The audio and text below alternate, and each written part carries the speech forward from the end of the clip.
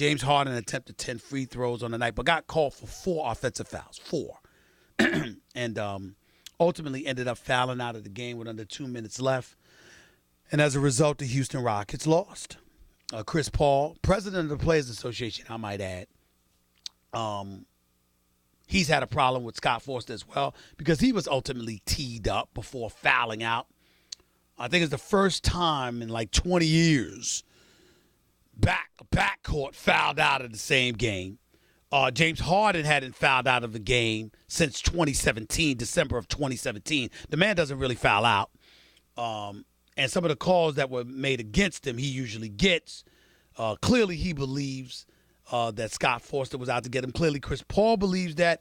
Clearly, Mike D'Antoni came to the defense of his players because he was issued a T as well. And that pretty much ended Houston's chances of winning that game last night because both Chris Paul and Mike D'Antoni ended up getting teed up.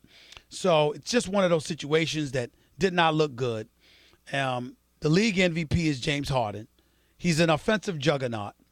He's an absolute magician at getting fouled and getting to the free throw line. Fouls are usually called in his favor. They don't usually get called against him.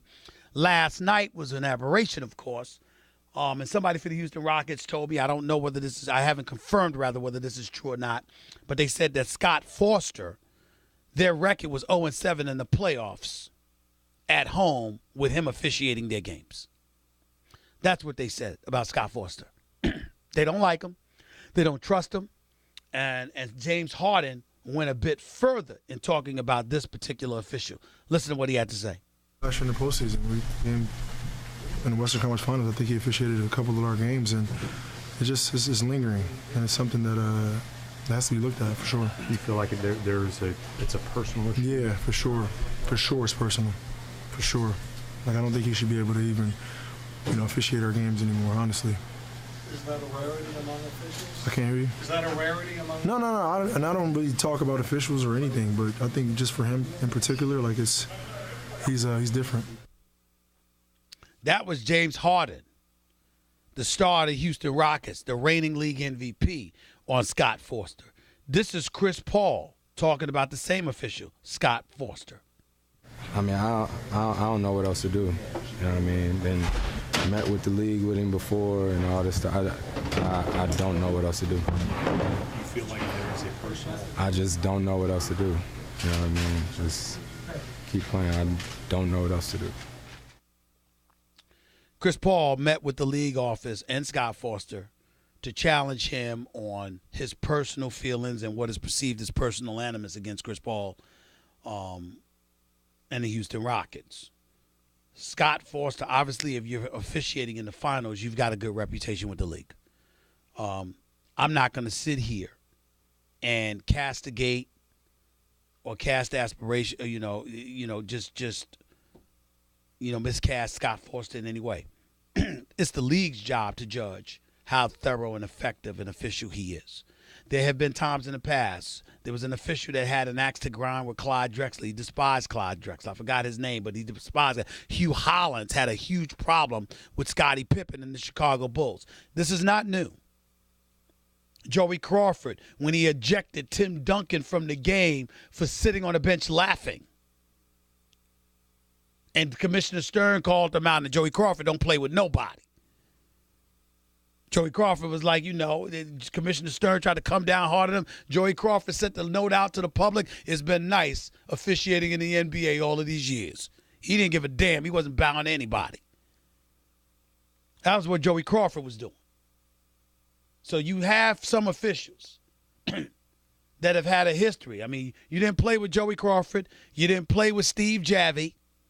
James Capers, who's still officiating in an exceptional manner, by the way, in the National Basketball Association. Some people will sit up there and say, all of those guys had issues with players. But here was the interesting part about them. It wasn't one, it was everybody. You knew their reputation coming into officiating a game. In the case of Scott Forster, there seems to be specific players pointing the finger at him. Mainly Chris Paul and now James Harden. I will say this. Here's where it gets very, very interesting. James Harden is phenomenal. He's unstoppable. He's a professional scorer. okay? And he's a magician at drawing fouls and getting things his way in that regard. He averages 11 free throws a game, 11.4 to be exact. He's had a game this year against the Nets where he shot 23 free throws. A game against the Grizzlies this year when he shot 27 free throws. He's used to getting calls. When he's not getting calls, Houston's not the same. And Houston has the tendency to fall apart like they did last night when he's not getting calls. So this is very, very serious because when we talk about how formidable Houston should be perceived as being in our eyes, we got to take into account James Harden and how he's affected and how the Rockets' offense is affected when he's not getting calls. 888-SAY-ESPN. That's 888-729-3776. Either way you slice it, that was a tremendous comeback by the Los Angeles Lakers. They amped it up, particularly defensively. They did the things that they needed to do after making a whole bunch of errors in the first three quarters. LeBron James did not have a stellar first half, but he scored like 18 points in the last 16 minutes and just showed up and showed out and took over. And clearly, that's what he's going to need to do in order to propel the Lakers to a playoff picture. I got news for you. I want the Lakers in the playoffs bad, but not if they're going to be the 8th seed. You know who I want as the 8th seed? I want the Sacramento Kings as the 8th seed because I love seeing them go up against the Golden State Warriors, who presumably will be the number 1 seed in the Western Conference. I love what I'm seeing from Sacramento.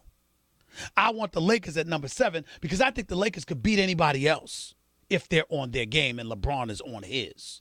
I think he'll get calls. I think the game will slow down.